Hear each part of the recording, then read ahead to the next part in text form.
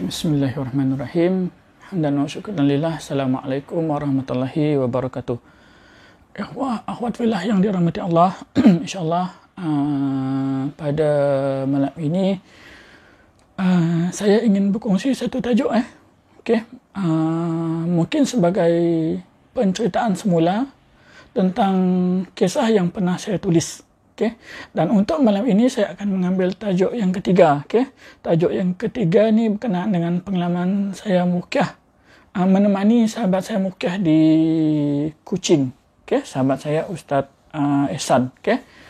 Jadi untuk cerita yang kedua, sengaja tidak saya bincangkan, ceritakan pada malam ini kerana saya memberi peluang kepada sahabat saya iaitu Ahmad, yang mana dia akan membuat cerita saya nanti dalam bentuk audio, mungkin dalam bentuk audio. Jadi itu rasanya cerita yang pertama yang melibatkan audio. Jadi untuk kawan-kawan sekalian, insyaAllah pada malam ini saya cuba mengambil masa sedikit untuk menceritakan kepada kawan-kawan tentang pengalaman, antara pengalaman yang saya rasa pelik dan janggal, yang kemungkinan juga berlaku kepada rakan-rakan peruqyah yang lain. Rasanya lebih kurang dalam tahun 2012, bulan November, pada ketika itu saya pergi ke Kuching. Kerana ada masa itu saya dan kawan-kawan Ruqyah Syariah Kuching dan Samarahan sedang berbincang untuk menubuhkan sebuah persatuan perubatan Islam atas nama Ruqyah Syariah Sarawak. Dan dipendekkan cerita,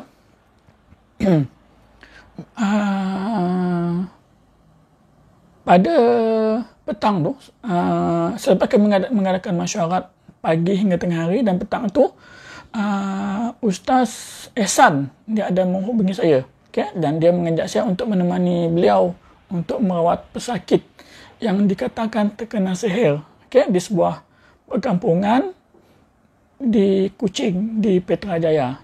Rasanya di Petrajaya itu dia ada banyak kampung, dan nama kampung itu biarlah saya rahsiakan. Dan pada saya menyetujui permintaan Ustaz Harizan untuk menemani beliau merawat pesakit. Dengan syarat saya tidak dapat lama, sebab pada malam itu saya telah berjanji dengan kawan-kawan yang lain untuk duduk sembang di kedai kopi.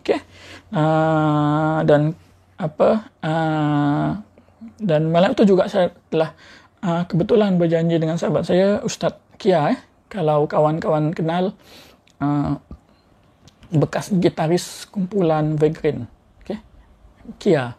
Jadi malam tu saya sebab plan nak lepak dengan Kia. Sebab itulah saya bincang dengan Ustaz Ehsan tadi, kalau boleh awal, selepas maghrib dan sebagainya. Jadi malam itu selepas maghrib, saya menunggu Ustaz Harizan untuk mengambil saya di Hotel Dormani. Dormani. Dan lebih kurang mungkin dalam 7.30 hampir pukul 8 macam tu dia telefon. Dia beritahu yang dia sedang menunggu saya di bawah, di luar hotel, di sebuah jalan. Dan saya pun turun.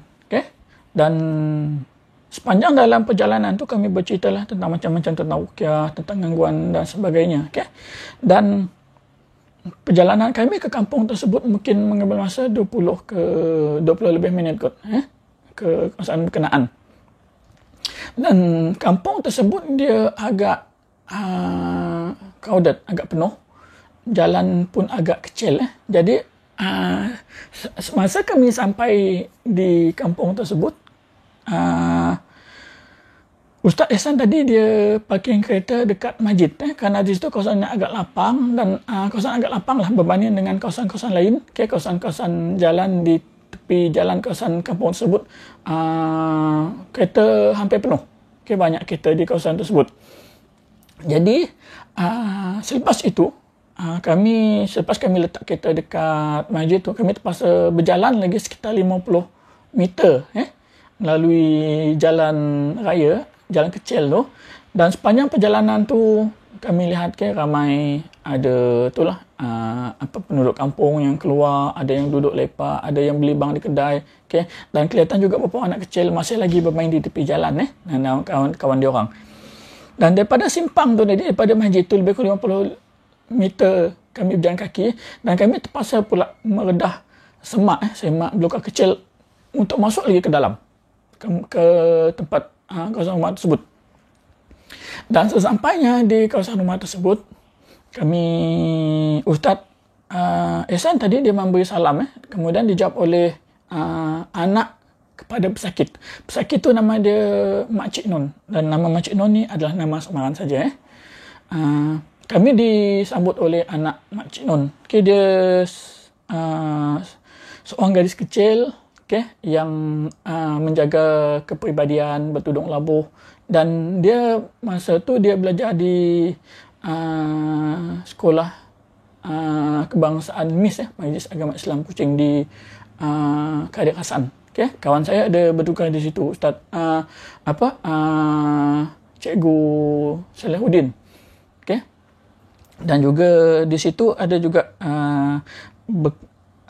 guru, salah seorang guru dalam guru saya dalam bidang ruqyah, iaitu Ustaz Umar Fatullah Harun, iaitu adik kepada Ustaz Ali Fatullah Harun, muda di Madrasah Al-Quran Bintulu, tempat saya belajar satu ketika dulu.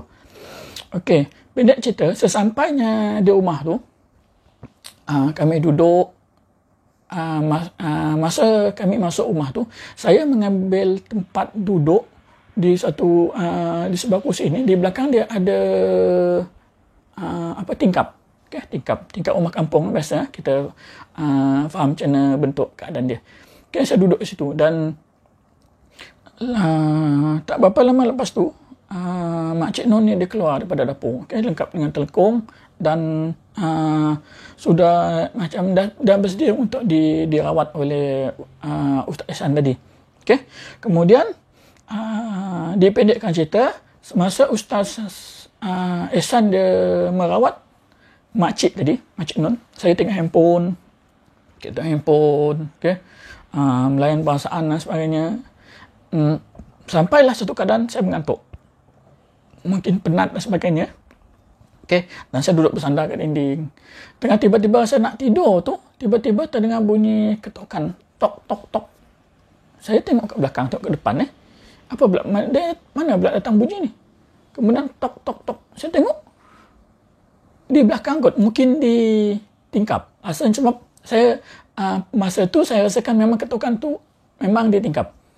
Tetapi tanpa saya sedari, saya terus berdiri, saya buka tingkap tu tadi. Saya pun tak tahu kenapa tindakan spontan saya seperti itu. Tetapi dari segi menjunjung adab, mungkin tidak elok pada pandangan mata kita tiba-tiba buka tingkap rumah orang. Kalau ada tetamu datang rumah kita, ada orang ketuk pintu, tiba-tiba tetamu buka pintu, dia jenguk dan sebagainya, kita pun terkejut. Kita tengok, kalau kita tengok apa tadi, tetamu tiba-tiba buka pintu dan sebagainya. Selepas tu, saya buka tingkap tu. Masa buka tingkap tu, saya nampak macam ada kelibat seseorang memerhati daripada tingkap yang terbuka. Kemudian saya buka tingkap. Masa buka tingkap tu, saya tengok di luar tu, dia gelap je. Tiba-tiba, saya ternampak ada seorang pakcik ni, dia tak berbaju, berkain sarung dan duduk atas basikal, dia tak berselipar. Saya tengok ada badan pakcik tu. Saya bagi salam, Assalamualaikum pakcik. Aku menjawab salam. Apa tu pakcik tu kata, anak ni nak ke mana? Apa tujuan datang rumah Makcik Nun? Lebih kurang macam tu lah. Kemudian saya kata, saya pakcik, saya cuma temankan sahabat saya, kawan saya, merawat Makcik Nun ni. Kemudian pakcik tu kata, tak apalah, anak rawat lah. Kata Makcik Nun lama ada sakit, dia kata. Kesian tengok Makcik Nun tu. Jadi selepas tu saya tanya pakcik tu, pakcik ni nak ke mana? Dia tu daripada rumah anak, kata. Saya pun tengok, nampaklah ada sebuah rumah putih tu dipenuhi dengan ada belukar-belukar kawasan tu, dan ada satu tiang lampu kuning tu kan, yang biasa kita tengok tepi jalan tu, memang nampak rumah tu. Lepas tu saya kata, pakcik sekarang ni nak gimana? Pakcik nak balik tu, rumah pakcik depan tu. Okay, saya tengok adalah nampak rumah kayu. Okay, rumah yang lama lah. Menurut pakcik tu tadi, dia kata memang setiap hari lah dia pergi ke hampir setiap hari dia pergi rumah anak dia rumah anak dia dekat rumah yang besar tu. Dan dia kata esok dia nak pergi ke Kampung Bakor pula, dia nak tidur rumah anak dia kat Kampung Bakor. Saya perhati pakcik tu, pakcik tengok keadaan dia, ialah sebab kadang-kadang dia nampak cute. Seorang pakcik tua, dia pakai kain, pakai basikal dan tak pakai selipar. Okay. Lepas tu pakcik tu dia minta izin dia nak balik. Dia kata dia kata dia minta izin lah dia nak balik. Lepas tu dia kata okeylah pakcik. Okey, dia kata pakcik hati-hati Lepas tu pakcik pun pakai basikal. Saya nampak masa berjalan tu nampak bekas rumput yang yang masih basah akibat kena embun, ada bekas trek tu tempat laluan basikal. Nampaklah kawasan situ. Okey. Kemudian tak ada yang istimewa masa tu, tak ada yang menarik. Okey. Dan lepas tu selepas pakcik tu hilang di pandangan, saya pun tutup balik tingkap. Kemudian lepas saya tutup balik tingkap tu, saya pun duduk di kursi. Kemudian saya mengalihkan pandangan mata saya kepada kawan saya tadi, Ustaz Ehsan dengan Makcik Nun. Okay? Tiba-tiba saya terkejut kerana Ustaz Ehsan dia tengok saya macam ada sesuatu yang pelik. Okay, masa tu saya tak ada pun rasa apa-apa yang pelik. Okay? Lepas tu Ustaz Ehsan Ehsan dia senyum je. Okay, senyum. Lepas tu dia teruskan rawatan. Okay, menurut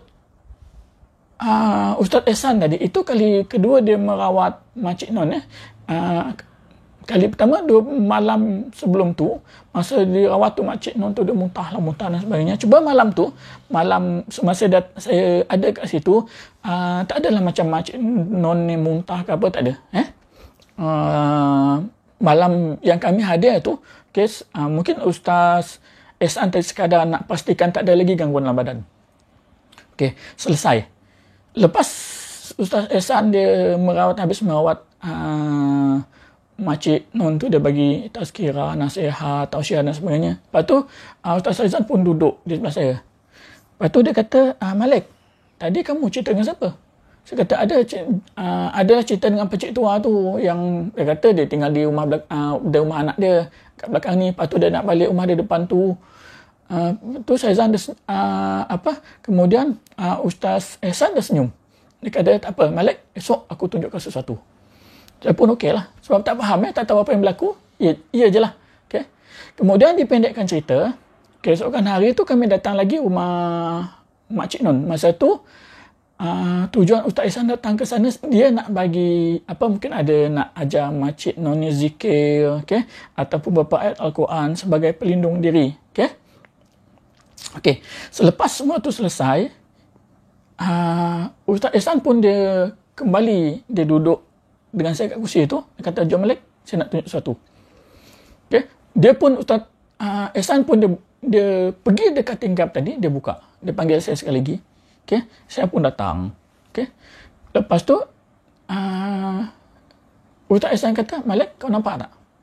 Masa saya tengok dekat luar tu, saya seperti terkejut. Okay. Terkejut, kaget, kata orang Indon. Okay. Saya beristighfar pun, Astaghfirullahalazim. Lepas tu Ustaz Ehsan kata, Malik, kau nampak tak sekarang? Saya kata, nampak. Kau nampak apa? Sungai. Malik, kalau kau nak tahu, itu yang aku alami kali pertama aku datang Makcik Non dulu. Maksudnya, kali pertama Ustaz Ehsan datang ke rumah Makcik Non, Ustaz Ehsan diganggu oleh benda yang sama. Orang tua tu. Saya tengok dekat luar, persekatan luar tu memang sungai. Sedangkan tepat, macam mana kalau dia betul sungai, macam mana malam tu pakcik tu dia boleh berbasikal di atas sungai. Sedangkan saya sendiri tengok bukan sungai, tetapi tanah yang dipenuhi dengan rumput. Dan rumah, saya perhatikan dekat rumah anak dia, rumah besar warna putih tu yang ada banyak belukar, pun tak ada rumah kat situ. Tiang lampung pun tak ada. Sama juga rumah pakcik kat depan tadi. Rumah tu pun tak ada.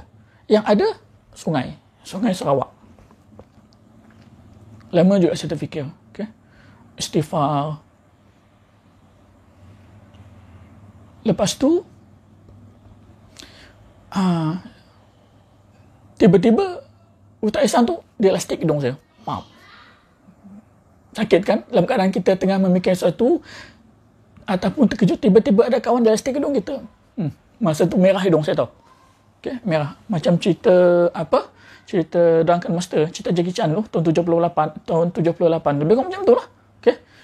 Saya pun terkejut. Kalau bukan rumah kita orang pada rumah Makcik Nun masa tu, sudah memang si Ustaz Ihsan tu dah saya ikat kaki, ikat tangan baling ke sungai. Baru dia tahu rasa. Macam mana rasa sakit kena plastik hidung. Okay. Jadi, kawan-kawan sekalian, mungkin cerita ini agak ringkas. Agak ringkas. Tetapi, malam itu, saya terfikir, sebegitu mudah kalau syaitan ini untuk memperdayakan kita. Okay? Untuk menipu kita, bahkan mampu untuk memfitnah. Okay? Bayangkan kalau dia menampakkan diri dalam keadaan tertentu, orang dan sebagainya, jadi berlakulah beberapa keadaan menimbulkan fitnah. Kan? Jadi, masa tu kita jarang terfikir kalau yang menampakkan diri itu adalah syaitan. Okay? Jadi, ini yang kita risaukan. Okay? Jadi, kawan-kawan sekalian, cerita ni tadi, kawan-kawan boleh baca secara detail daripada Facebook saya, Kumpau, ataupun daripada page saya yang bertajuk Kisah Pengalaman Hidup Kami.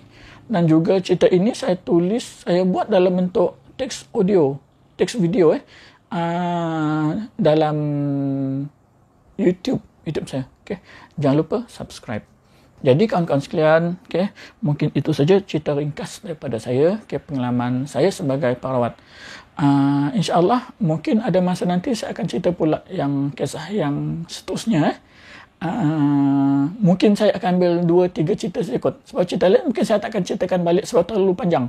Okay? Terlalu panjang, terlalu detail. Rasanya lebih menarik kalau dibaca. Tak tahulah, ada kawan yang suka membaca, ada kawan yang suka mendengar.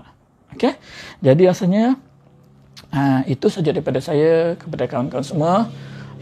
Terima kasih atas perhatian. Apapun yang saya sampaikan pada malam ini merupakan sebuah pengalaman spiritual, pengalaman rohani yang mana kadang-kadang Allah tidak bagi kepada orang lain. Allah bagi kepada kita untuk bertujuan supaya untuk mendekatkan diri kita kepada Allah. Okay? Sesungguhnya Allah itu sentiasa memahati